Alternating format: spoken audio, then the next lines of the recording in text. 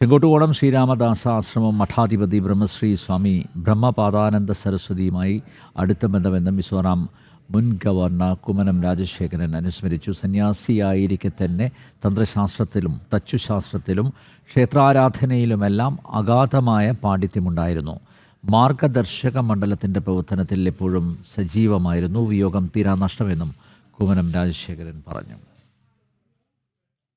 ഇന്നലെ സമാധിയായ പരമപൂജനീയ ബ്രഹ്മപാദാനന്ദ സരസ്വതി തൃപ്പാദങ്ങൾ ആധ്യാത്മിക ധാർമ്മിക മണ്ഡലങ്ങളിൽ ജ്വലിച്ചു നിന്നിരുന്ന ഒരു നക്ഷത്രമായിരുന്നു.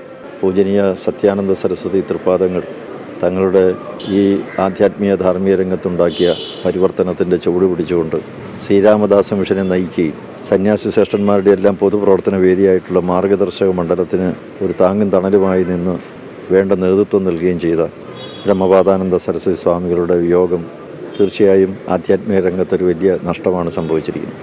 കർക്കിടക മാസത്തിൻ്റെ അന്ത്യവേളയിൽ രാമായണ മാസാചരണങ്ങളെല്ലാം സമാപിച്ചുകൊണ്ട് പട്ടാഭിഷേക പാരായണം നടക്കുന്ന സകല വീടുകളിലും അതിൻ്റെ ചടങ്ങുകൾ നടക്കുന്ന വേളയിലാണ് അദ്ദേഹം സമാധിയായത്. അദ്ദേഹത്തിൻ്റെ ഓർമ്മ എന്നുമെന്നും ഈ നാട്ടിലെ ജനങ്ങളുടെ ഹൃദയത്തിൽ ഉണ്ടാകും.